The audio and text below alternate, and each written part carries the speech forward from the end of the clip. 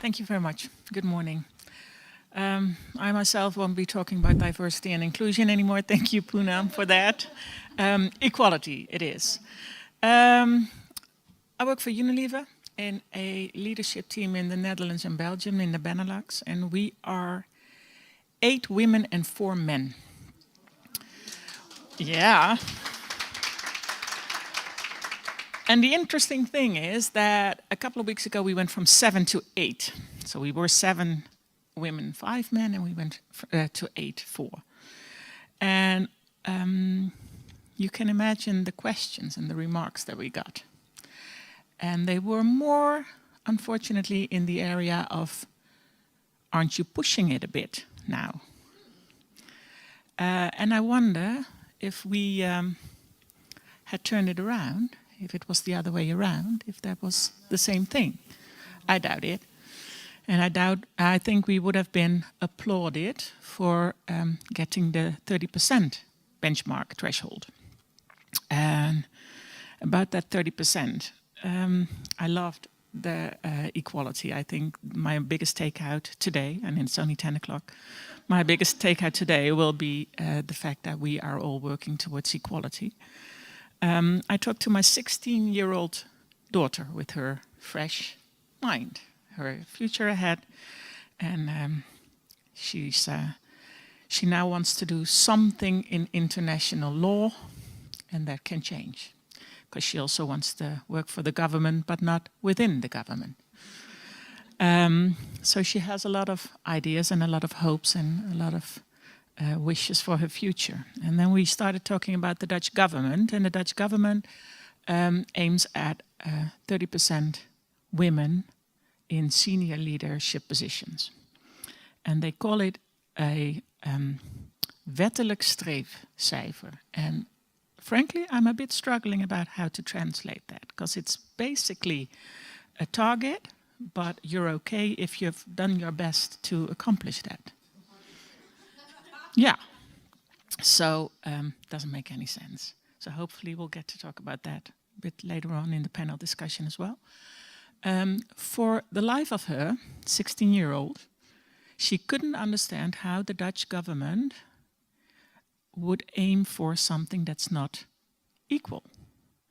Because we're 17 million people, 8.5 men, 8.5 million women. So why then go for 30% females in board positions? Well, on the next slide, you see the Female Board Index, which is a very thorough index that comes out every year.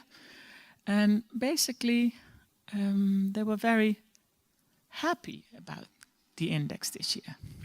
So 1 in 4 women appointments was men. We went from 5.7 to 8.5%. 88 listed companies, those were the companies that were researched. 88 companies, 71 appointed men, 19. And these 71 companies had no female board members. So on the next slide, you see that was actually sort of received in the Dutch media quite positively. And I apologize for the non-Dutch speaking people, but it was, there weren't any headlines as to we're still only at 8.5. The next slide sort of paints a picture of how with 8.5 a room full of board members would still look like. And unfortunately, the Financial Times jokingly says that there's no gender pay gap. Well, perhaps that's something that we need to talk about today as well. Next slide is obviously what we're talking about today. So hopefully, on the slides to follow, a couple of them very quickly, there's a couple of points that I want to address. If my daughter wants to be in politics, these are her role models. And for the people not from this country, these are the people running the biggest parties in parliament. So these are her role models. And next one, something that I want to talk about is what can we do in big corporations to enable women to not automatically work part-time when they have children, if they don't want to. And to enable, so The funny thing is, on the previous slide, but you don't have to go back, on the previous slide, looking for a slide like this, I didn't find any men pictured in pictures like this. So there is some sort of mindset within people that it's still necessary for just women to juggle. So this one is one that within Unilever is very close to our hearts. It's about stereotyping, and I think was mentioned before this morning. Stereotyping goes both ways. So what we do internally is we share, on the left, a colleague who took half a year of paternity leave when his twins were born. In the middle, we have 2 women in senior positions, job sharing. It doesn't, if you want to work part-time, it doesn't automatically have to mean that you don't have access to a very senior leading position.